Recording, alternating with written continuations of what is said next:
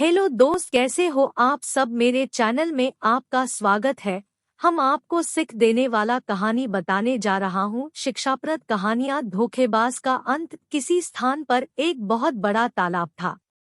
वहीं एक बूढ़ा बगुला भी रहता था। बुढ़ापे के कारण वह कमजोर हो गया था। इस कारण मछलियाँ पकड़ने में असमर्थ था। वह तालाब के किनारे बैठकर भूख से व्याकुल होकर आंसू बहाता रहता था। एक बार एक केकड़ा उसके पास आया। बगुले को उदास देखकर उसने पूछा, मामा, तुम रो क्यों रहे हो? क्या तुमने आजकल खाना पीना छोड़ दिया है? अचानक यह क्या हो गया?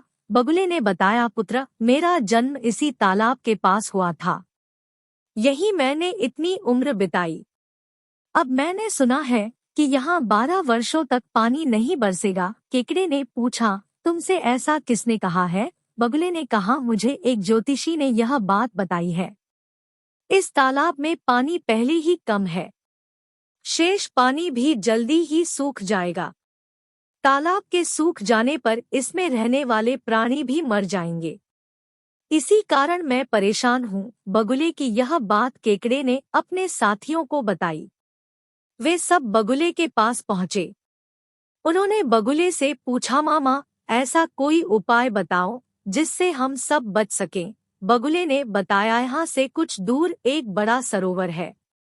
यदि तुम लोग वहां जाओ तो तुम्हारे प्राणों की रक्षा हो सकती है।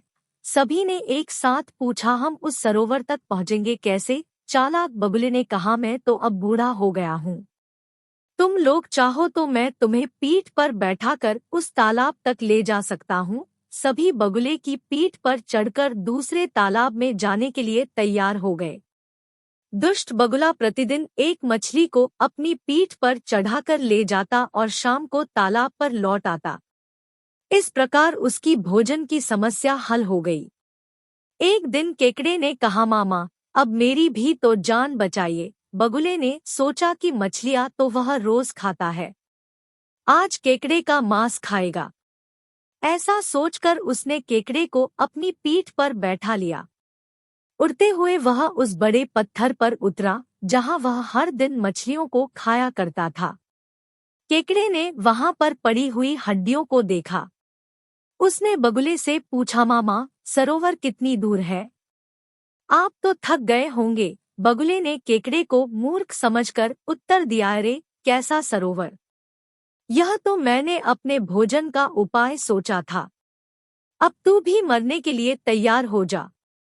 मैं इस पत्थर पर बैठकर तुझे खा जाऊंगा। इतना सुनते ही केकड़े ने बगुले की गर्दन जकड़ ली और अपने तेज दांतों से उसे काट डाला।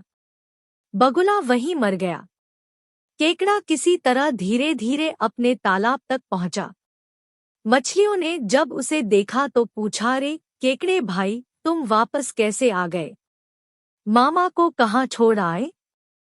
हम तो उनके इंतजार में बैठे हैं। यह सुनकर केकड़ा हंसने लगा। उसने बताया, वह बगुला महाठग था। उसने हम सभी को धोखा दिया।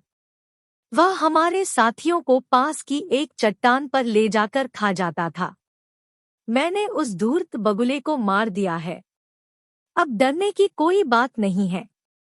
इसीलिए कहा गया है कि जिसके पास बुद्धि है उसी के पास बल भी होता है।